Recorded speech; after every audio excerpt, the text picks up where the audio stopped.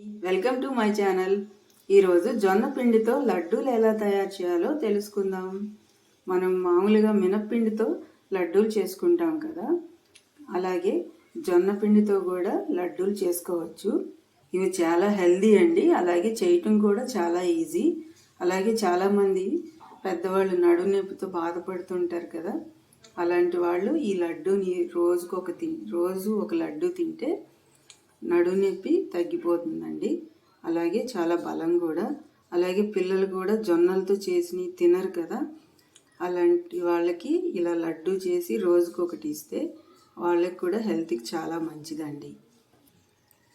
అలాగే అమ్మాయిలు పీరియడ్స్ టైంలో నడుము నొప్పితో బాధపడుతూ ఉంటారు కదా, అలాంటి వాళ్ళు కూడా ఈ జొన్న లడ్డు తింటే రోజుకొకటి నడుము నొప్పి తగ్గుతుందండి. ఇప్పుడు ఆ జొన్న లడ్డూని ఎలా ప్రిపేర్ చేసుకోవాలో తెలుసుకుందాం. జొన్న లడ్డు ఒకసారి చేసుకుంటే వారం నుంచి 10 రోజుల వరకు నిల్వ ఉంటుందండి. ఒక ఎయిర్ టైట్ కంటైనర్లో స్టోర్ చేసుకుంటే వారం 10 రోజుల దాకా అలాగే ఉంటాయి. ఇప్పుడు మనం ఎలా చేయాలో తెలుసుకుందాం. లడ్డు కోసం కావాల్సిన పిండిని తయారు చేసుకుందాం. ముందుగా ఒక 1/2 గ్లాసు ఇలా ఎండు కొబ్బరి ముక్కలు తీసుకోండి. అలాగే 2 యాలక్కాయలు వేసుకొని ఇవి మెత్తగా గ్రైండ్ చేసుకోండి. ఇలా ఫైన్గా గ్రైండ్ చేసేసుకున్నాం కదండి. ఇప్పుడు దీనిలోకి బెల్లం యాడ్ చేయండి.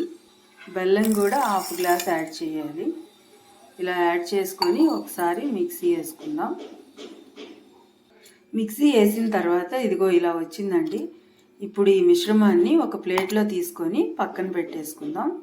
ఇప్పుడు అదే జార్లో రాత్రంతా మనం నానబెట్టిన ఈ జొన్నల్ని తీసుకొని పిండిలా చేసుకుందామండి.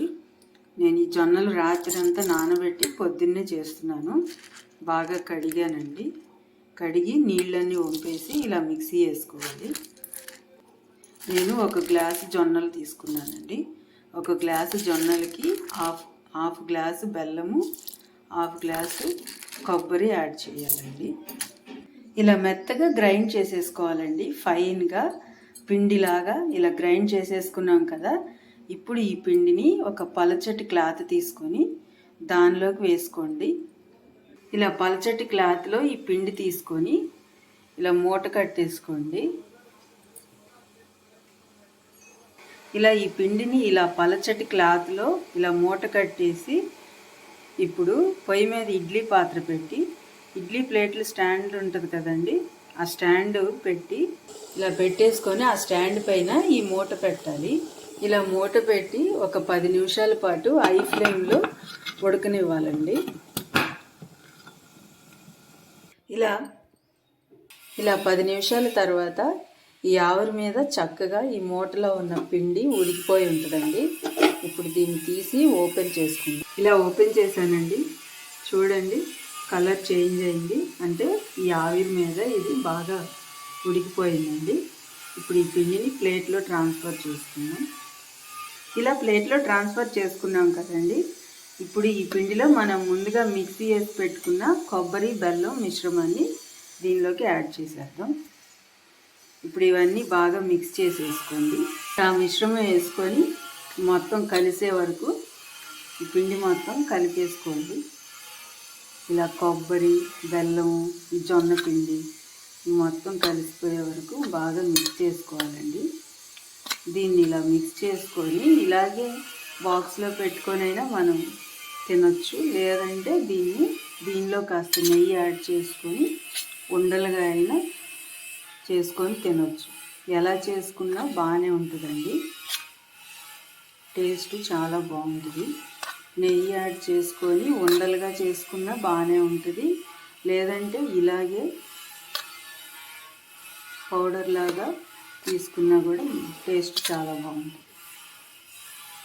ఇప్పుడు నేను ఉండలు చేస్తున్నాను నెయ్యి యాడ్ చేసి.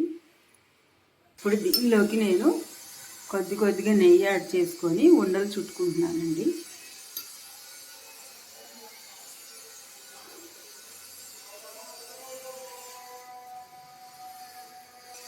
చూడండి, ఇదిగో ఇలా వచ్చేసింది ఉండ. నెయ్యి కూడా ఎక్కువ పట్టదండి, కొద్దిగా వేసుకొని కలుపుకోవడమే. ఇలా సున్నుండల్లాగా చేసేసుకోవటమేనండి. అంతేనండి, చాలా ఈజీగా ఇలా జొన్న పిండితో కొబ్బరి బెల్లం యాడ్ చేసి ఇలా కాస్త నెయ్యి యాడ్ చేసుకొని ఇలా చేసుకుంటే చాలా టేస్టీగా ఉంటాయండి. సున్నుండల్లాగా ఉన్నాయి కదా, కాదు ఇవి జొన్న లడ్డూలు.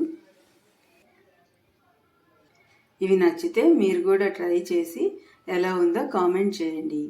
అలాగే లైక్ చేయండి, షేర్ చేయండి, సబ్స్క్రైబ్ చేసుకోండి.